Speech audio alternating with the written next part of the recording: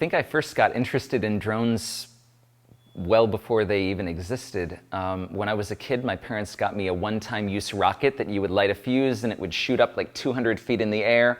And then when the nose pointed down, it would take a single shot from a camera on the tip. And you would take that in and get that developed, and you had one photo from the air. And then like 25 years later, I was at my friend Dong's house, who's behind the camera right now, and I saw this drone right here, this Mavic, the one on the right. I saw that drone on his shelf, and I said, wow, that's really cool. And he said, oh yeah, there's so much you can do with it. The footage is so cool. And yeah, so he said, you should get one, and that's kind of what got me interested in it. But I remember the concept. I remember that when I first saw that drone, my mind went back 25 years before to when I was a kid with that rocket.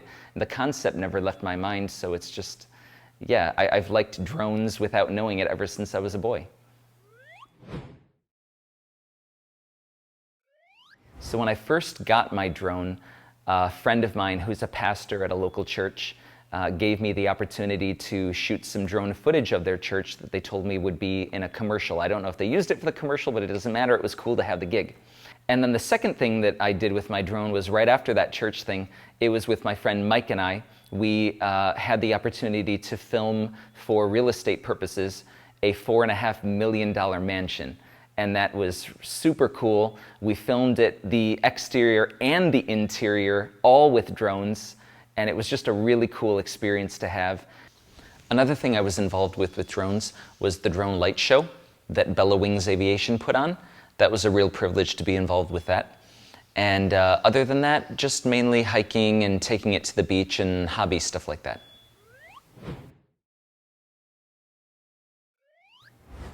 So now I work with drones full-time.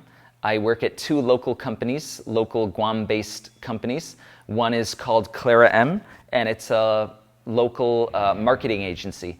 And we work with drones to do aerial photography and videography.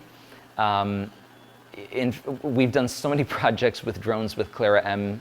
In fact, one of the things just last week, we were at the airport. We're going to be there again this week. At the airport with all access. Very few people are allowed to fly at the airport, but we are, because we have authorization.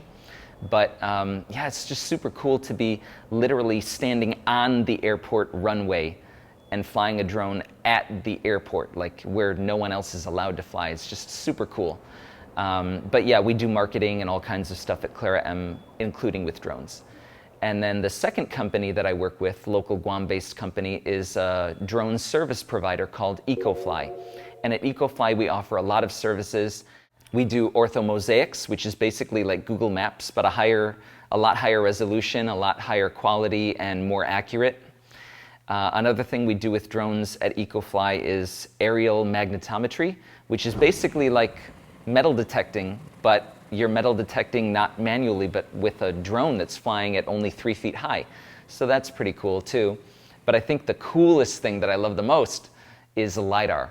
And LiDAR, for those who don't know it, is it's basically using a drone to shoot a bunch of laser points, and then you collect those on the computer into the form of a colorized point cloud, and you can use that in construction. And it even brought us to Palau twice. And the first time was for construction, and then the second time it was actually to help out some German archaeologists. So it was really cool to be able to go to Palau and work with archaeologists. It's just super cool, all the stuff that you can do with drones.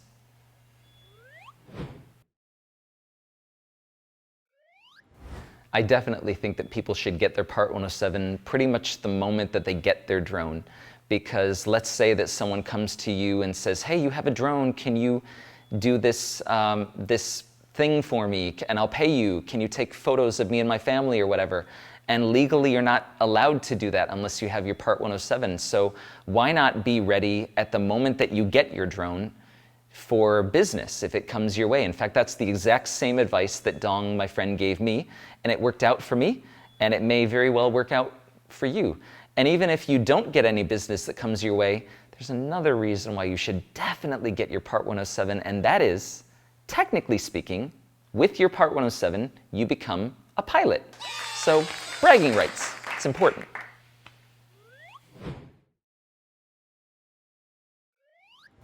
My pet peeves with drones aren't really pet peeves with drones themselves. They're pet peeves with drone pilots who either do not know what they're doing, or they do know what they're doing and they know how stupid it is, but they don't care. Like, I live right by the airport and we're not allowed to fly without authorization. But there are a lot of drones that fly in that area without authorization, and one crash could just do a lot of damage to a lot of different lives, but it could also do damage to the drone industry and the reputations of all pilots, even experienced good pilots. Yeah, my closing remarks are pretty simple and straightforward, that if you're interested in drones, you can always reach out to us over here at EcoFly, and we would love to help you out. If you have questions about drones, or you want to get your Part 107, you're interested in that, or any number of things, or if you want to learn how to be a more safe and experienced drone pilot, one thing that Dong and I both do is we are FAA safety team representatives. So we basically volunteer for the FAA safety team in terms of drone and aviation safety and knowledge. So if you have any questions that we could answer, we would love to help you out. So we're just here, not just for ourselves, but we're here for the community, and we want everyone to know that.